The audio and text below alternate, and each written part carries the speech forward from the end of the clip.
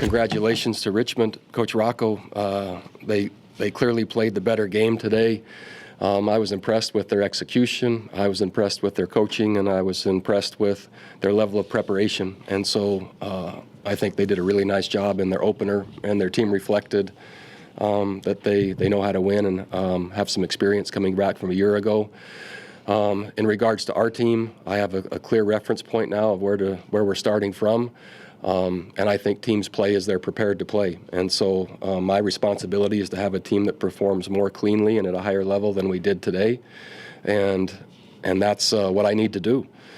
And so this is a really clear indicator of the amount of work that lies ahead, the amount of work that I need to put in to help these particular players who will do what I ask them to do.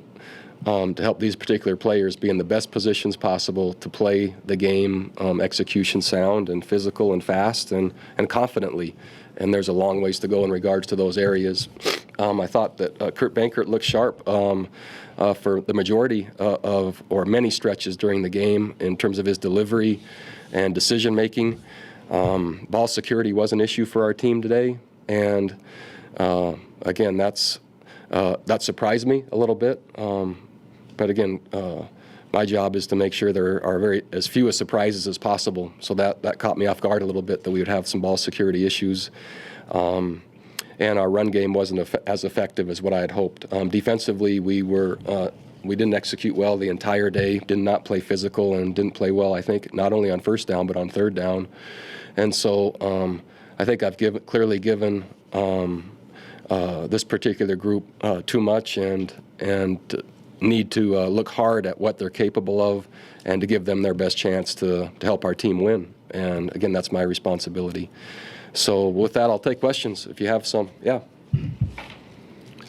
You have talked about the body language of the players at the first team meeting. What kind of feedback did you get from them in the locker room after this first game? There were stretches during the game where it was similar body language.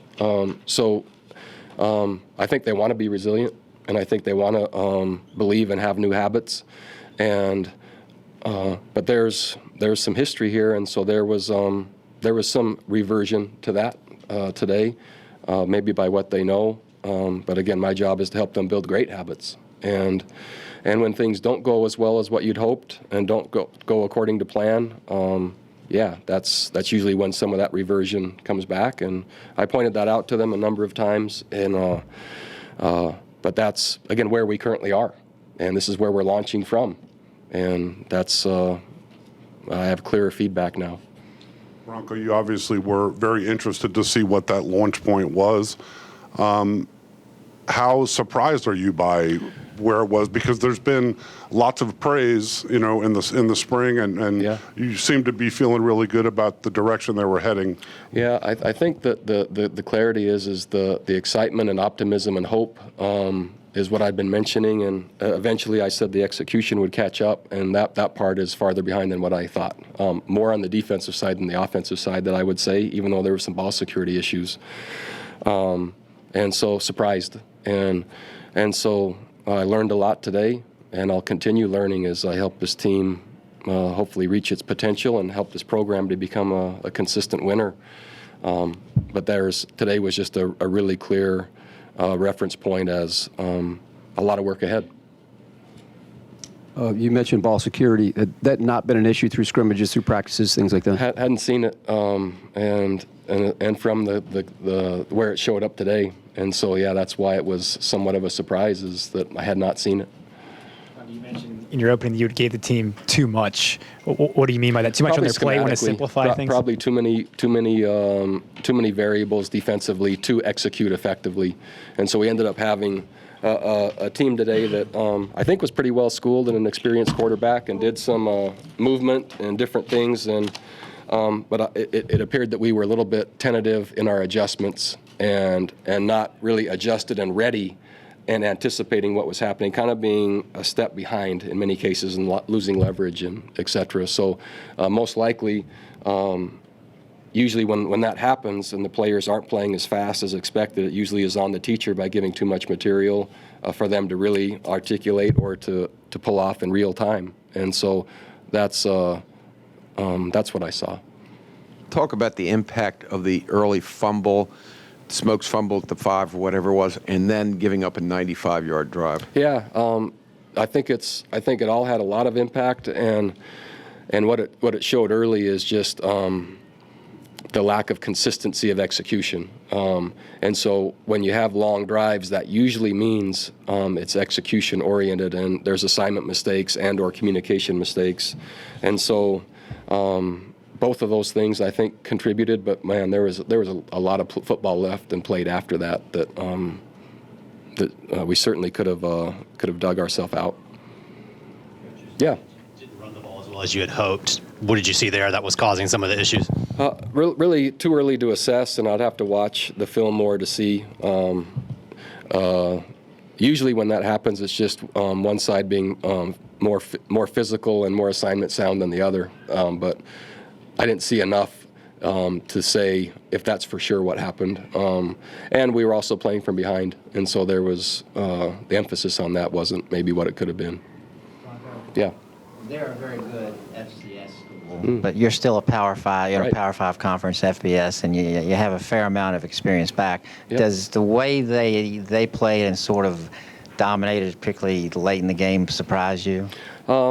Really, there was a lot of things that surprised me. On the last touchdown, we took a chance and had an assignment mistake again on the one that went the whole way. But again, their execution held longer and better than ours did today, and it's just two football teams, and it's in reality they were a better team today and more prepared and executed at a higher level than we did, and I learned a lot more again where we are starting from.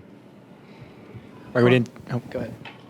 Zacchaeus was a big part of the offense late, not so much early. Do you need to get him more involved all the time? Zacchaeus was held out the first half for violation of team rules, and so he was. That's why he didn't play the first half. On the same lines, a lot of praise about Jordan Ellis this week. Didn't see him today, and then Dowling, I guess, came out with the arm in a sling in the second half. Yeah, Ellis suffered an injury in game week, and that eliminated him, and Dowling was hurt in the first half, as well as there were some other players in the secondary and et cetera, an outside backer that had some injuries today too, from what I understand. Coach, your defense, I guess, is designed to kind of protect against a lot of those short, in between the seams kind of plays, and they had a lot of success today.